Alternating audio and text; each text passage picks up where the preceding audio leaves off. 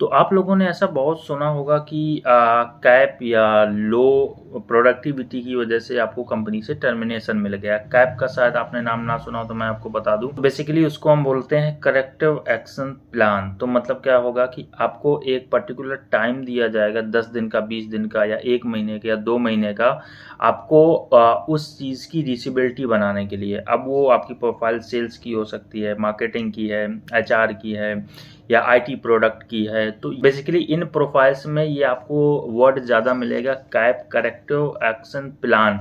तो उसमें होता क्या है कि जब आपकी लो प्रोडक्टिविटी होती है या कैपिंग का कुछ इशू होता है, तो उस केस में क्या होता है कि आपको पर्टिकुलर टाइम दिया जाता है, उसके बाद आपको टर्मिनेट कर दिया जाता है। तो हम उस पर ये थोड़ा सा डिस्कस करेंगे कि आपको उसके बाद जॉब कैसे मिलेगी, एग्जैक्टली आप कैसे हायर होगे किसी न्यू कंपनी के लिए। तो देखो दोस्तों, मैं आपको एक चीज़ पहले यहाँ पे क्लियर बता देना चाहता हूँ कि कभी भी टर्मिनेशन का मतलब ये नहीं होता है इन सब के केस में कि आपका फ्यूचर खत्म हो गया, आपका करियर खत्म हो गया, आपको जॉब ही नहीं मिलेगी। बट हाँ, ये होता है कि आपका स्ट्रगल टाइम थोड़ा सा बढ़ जाता है, तो आपको जॉब मिलने में थोड़ा सा डिफिकल्ट होता है। तो बहुत सारे लोग यहाँ पे ये तरीका अपनाते हैं कि जैसे मान लो फॉर सपोज मैं एक कैंडिडेट हूँ और मुझे किसी कंपनी ने हायर किया, और वहाँ पे मुझे हायर किया कि ठीक है, आप मेरी कंपनी में आओ, आपके लिए सपोर्ट का काम है, या आपसे बैकएंड का काम कराएंगे, आपसे डेवलपमेंट का काम कराएंगे, आपसे टेस्टिंग का काम कराएंगे।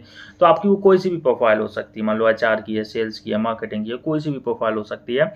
तो वो कंपनी ने हायर कराया आपको आपकी प्रोफाइल के लिए, एंड इसके बाद वो कंपनी ने आपको सेल्स के टारगेट दे दिए। अब सेल्स टारगेट कुछ भी हो सकते हैं, वाईटी में भी प्रोडक्ट होते हैं, आपके एचआर में भी हायरिंग के टारगेट होते हैं, आपके सेल्स में भी होते हैं, मार्केटिंग में भी होते हैं।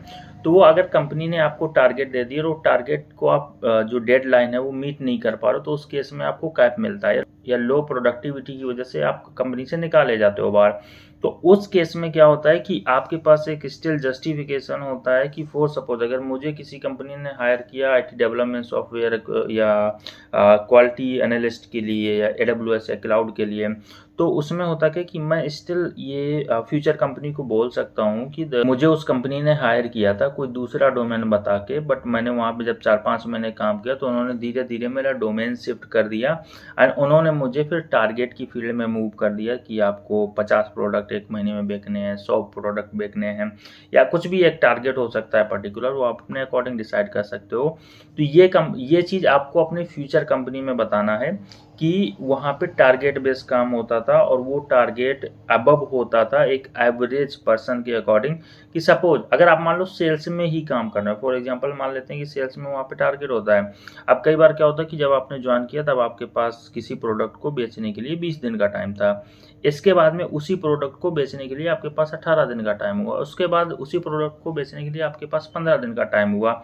प्रोडक्ट वही है, क्वांटिटी उतनी है, टाइम कम हुआ, मतलब आपके ऊपर प्रेशर बनेगा, एंड वो प्रोडक्ट फिर सेल नहीं होगा, तो आपका आ जाएगा वो नॉन प्रोडक्टिविटी में। तो ये एक और जस्टिफिकेशन आप दे सकते हो कि नहीं, वहाँ पे क्या हुआ था कि जो मेरा डेडलाइन होता था उसको घटा के बहुत कम कर दिया, इस वजह से मुझे नॉन प्रोडक्टिविटी में वहाँ से निकाल दिया।